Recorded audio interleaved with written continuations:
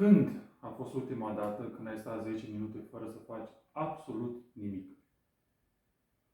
Fără telefon, fără televizor, fără muzică, fără podcast, doar tu și gândurile tale. Am ajuns să eliminăm aproape complet momentele în care mintea noastră nu primește ceva de făcut. Stai la coadă 2 minute, scoți telefonul, așa-i? Aștepți autobuzul, scoți telefonul, așa-i? Mănânci singur, te uiți pe YouTube, așa-i? Conduci, asculti un podcast, așa-i? Te bagi în pat, dar te gândești încă 10 minute de Instagram, merge, așa-i? Și nu spun că lucrurile astea sunt rele. Problema este că aproape fiecare moment gol a devenit un moment pe care trebuie să-l umplem cu ceva. Dar creierul nostru nu încetează să funcționeze atunci când nu îi dăm o sarcină.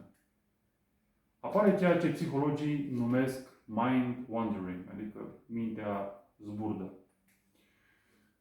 Atenția se desprinde de ceea ce se întâmplă în exterior și încerci să te gândești la altceva. La ce ai făcut ieri, de exemplu, sau la ce trebuie să faci mâine, sau la o conversație anume, sau la o problemă anume. Sau pur și simplu mintea sare de la o idee la alta. Și facem asta foarte mult. O meta-analiză recentă care a analizat date de la peste 10.000 de persoane confirmă că mind wandering este o parte foarte frecventă a activității noastre mentale. Și aici lucrurile devin interesante. Pentru că acest fenomen de mind wandering are o reputație destul de proastă. Dacă eu îți explic ceva important și tu începi să te gândești la vacanță, evident că nu e foarte util.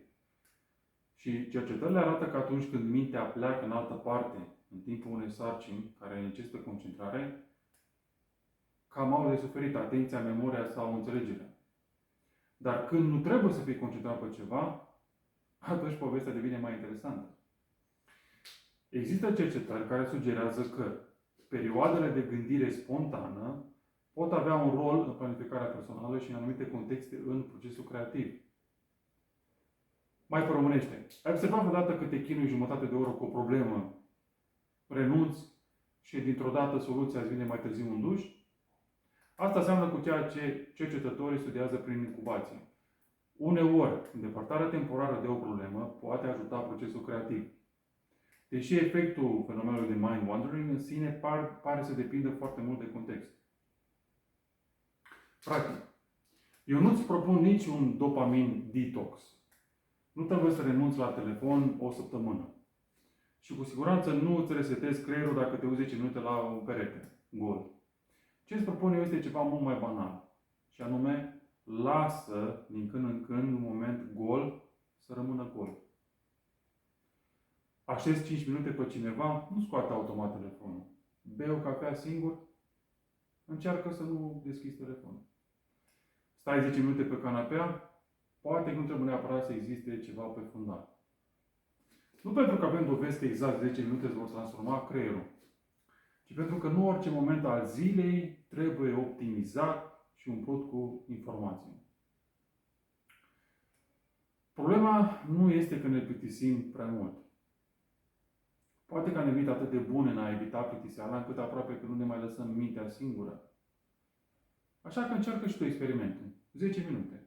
Fără telefon, fără muzică, fără podcast, fără să încerci nici măcar să meditezi. Nu trebuie să obții nimic din toate astea.